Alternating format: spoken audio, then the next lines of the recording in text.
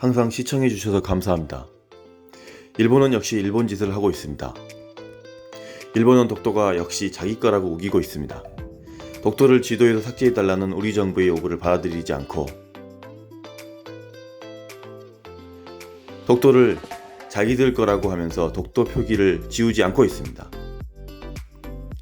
2018년 평창올림픽 당시 우리나라의 독도 표기에 일본이 항의하였고 IOC의 권고로 정치적 문제를 야기하지 않기 위해 독도 표기를 삭제했습니다.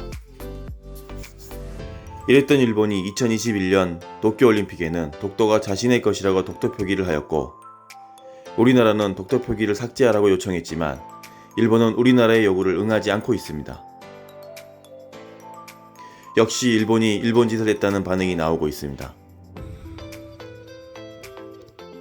올림픽 개최 여부가 확실하지 않는 상황에서 우리나라 올림픽 보이콧에 적극 동조하는 일본은 우리나라에 대한 알량한 자존심만 내세우고 자신의 이익만 생각하고 조상의 나라이자 이웃나라인 우리나라를 무시하고 있습니다. 자신의 과거는 철저히 숨기면서 거짓되고 선량한 이미지만을 생산하고 보여주고 있습니다. 역사적으로 일본은 우리나라를 지속적으로 호심탐탐 노리고 괴롭혀왔습니다. 삼국시대부터 왜구로 나타나 약탈하기 시작하면서 수많은 사람들에게 피해와 고통을 주었으며 끊임없이 스파이를 보내어 우리나라를 항상 약탈하거나 차지하려고 했었습니다. 결국 일본은 조선 임진년에 우리나라를 쳐들어와서 당시 수많은 양민들을 마구 죽이고 약탈했습니다. 우리 민족의 끈질긴 투쟁과 도요토미 히데요시의 사망으로 일본으로 철수합니다. 그러나 결국 1905년 을사조약으로 치욕적인 일본 식민 시대를 겪게 됩니다. 식민지에서 벗어나기 위해 많은 독립운동으로 수많은 애국자들의 희생이 있었습니다. 일본의 세계 제2차 대전 패전으로 우리나라는 독립하게 되고 현재 상황을 맞이하게 됩니다. 역사적으로 항상 우리를 괴롭히고 약탈을 해왔던 일본이었고 항상 스파이를 보내서 내부 갈등을 조장하고 우리나라가 가장 약할 때 본심을 드러내고 쳐들어왔습니다.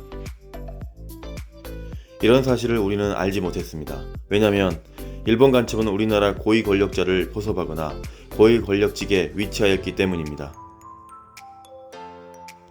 오늘날 온라인 시대에는 광범위한 정보 노출로 일본의 본 모습을 알게 되었습니다. 그 본 모습은 항상 언제나 우리나라를 차지하려는 것입니다. 그 시작점이 바로 독도입니다. 우리나라 침략을 시작하기 위한 이유를 만들기 위해 항상 독도를 건드립니다. 독도로 우리나라를 침략할 명분을 만들면서 우리나라가 힘이 약해질 때 쳐들어오는 겁니다.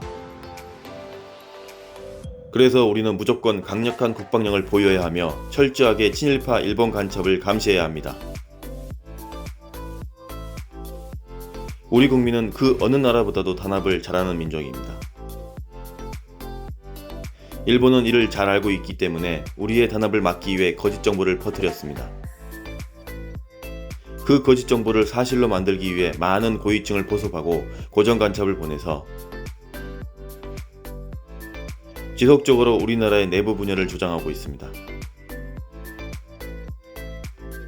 더 이상 일본을 믿어서는 안됩니다. 일본 요구에는 응해서는 안됩니다. 자신들이 약하거나 힘이 부족할 때는 힘이 있는 자에게 로비하여 자신의 요구가 관철되도록 합니다. 평창 올림픽 때가 그랬습니다.